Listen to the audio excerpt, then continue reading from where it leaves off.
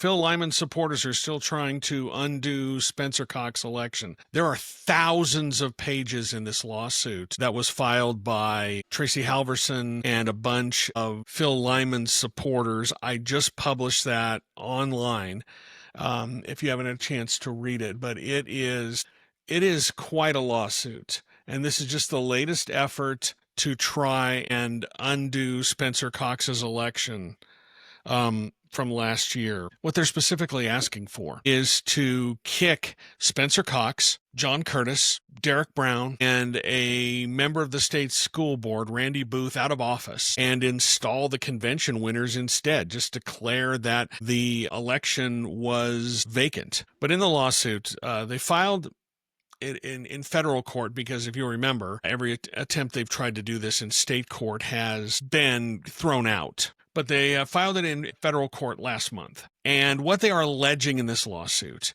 is that SB 54 allowed Governor Spencer Cox, Lieutenant Governor Deidre Henderson, and a whole handful of elected officials, and even a Utah State Supreme Court judge, to engage in a racketeering and election fraud scheme to put signature gathering candidates on the ballot under SB 54, which is the law that allowed for signature gathering candidates. They're claiming that Cox and Henderson and Brown and Senator Curtis and others have benefited from this racketeering scheme, and they're trying to invalidate the whole enterprise.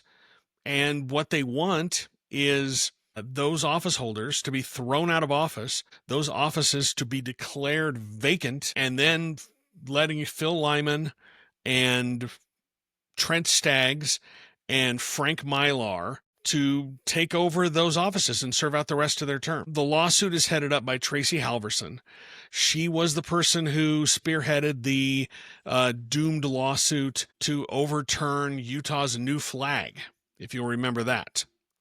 Their plaintiffs include Sophie Anderson. She is a longtime election conspiracy theorist and one of Phil Lyman's closest advisors. In fact, she was one of his advisors for his doomed attempt to become the chairman of the Utah GOP earlier this year. She sued a number of times to try and get a hold of election documents that state law specifically says that she can't have, but she's claiming that there's fraud. And she's one of the people who sort of turned Phil Lyman into an election denialist, someone who claims that there were more votes than people in the 2020 election. And they are claiming that SB 54 gives candidates who lose at convention a second chance. And they're saying that state law, that denies the Republican Party the opportunity to choose how they nominate candidates. And they're saying that Cox and Lieutenant Governor Deidre Henderson manipulated the certifications and created counterfeit ballots and counterfeit election results because they included signature gathering candidates on the primary election ballot and in the primary election results, which they claim shouldn't have been there in the first place. So this lawsuit rehashes Lyman's lawsuits that were all thrown out of state court and the U.S. Supreme Court, actually twice, maybe three times. It's actually thrown out three times because he, as I reported, he submitted it and it didn't follow whatever format they needed, so they needed to resubmit it, and then that was rejected in their conference, and then he asked for a rehearing, and that was all rejected. So technically it was thrown out by the Supreme Court three times. And it claims that Utah Supreme Court Justice Matthew Durant illegally dismissed Lyman's lawsuit when he was trying to contest the election results. As I said, it names a number of companies and organizations. It names Gathering, which is the signature gathering company that was formed after SB 54 was approved. It also names Count My Vote. I think Alliance for Good Government is another defendant.